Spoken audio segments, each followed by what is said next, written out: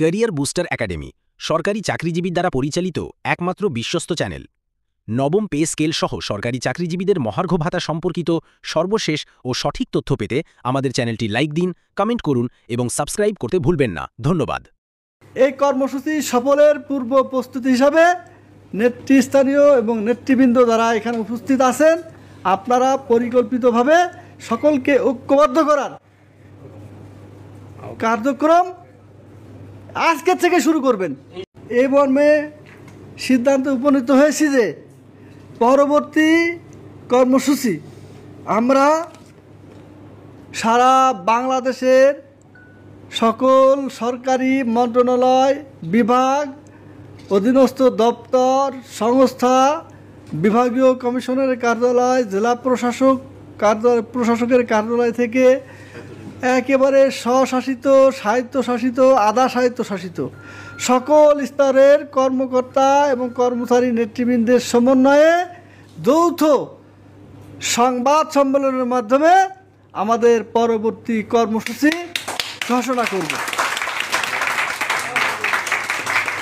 এবং এই কর্মসূচি সফলের পূর্ব প্রস্তুতি হিসাবে নেতৃস্থানীয় এবং নেতৃবৃন্দ যারা এখানে উপস্থিত আছেন, আপনারা পরিকল্পিতভাবে সকলকে ঐক্যবদ্ধ করার কার্যক্রম আজকে থেকে শুরু করবেন এবং অল্প সময়ের মধ্যে সুসংগঠিত আমাদের অবস্থান। বাদিউল ভাই এগিয়ে চলো, দেখিয়ে সারা বাংলার কর্মচারী এক হও, লড়াই করো। বাদিউল ভাই এগিয়ে চলো। আমরা সম্মিলিতভাবে সারা বাংলাদেশে 18 লক্ষ কর্মচারী প্রতিনিধি এবং স্থানীয় পর্যায়ের প্রতিনিধিরা সবাই একত্রিত হয়ে সংবাদ সম্মেলনের মাধ্যমে আমাদের আন্দোলন এবং নবম জাতীয় পে কমিশন স্থায়ী পে কমিশন হিসাবে ঘোষণার জন্য আজ থেকে কার্যক্রম শুরু হলো। বড় মনের আমরা যাকে তাকে এখানে কমিশনের চেয়ারম্যান বানালে হবে না।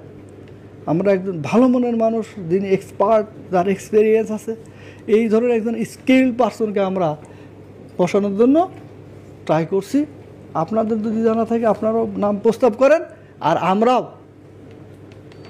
সেই ধরনের ব্যক্তিদের নাম প্রস্তাব করব।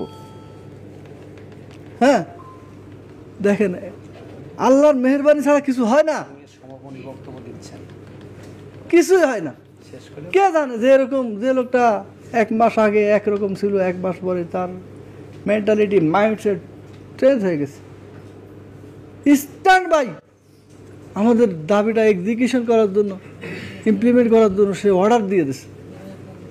আমি স্যারকে বলেছি যে স্যার, আমাদের কর্মচারী প্রতিনিধি রাখতে হবে কমপক্ষে 2 জন, একেবারে মিনিমাম 2 জন রাখতে হবে। তখন স্যার বললেন যে এখানে তো কমিশনে যারা থাকবে তারা তো সচিব মর্যাদার থাকবে। তা আমি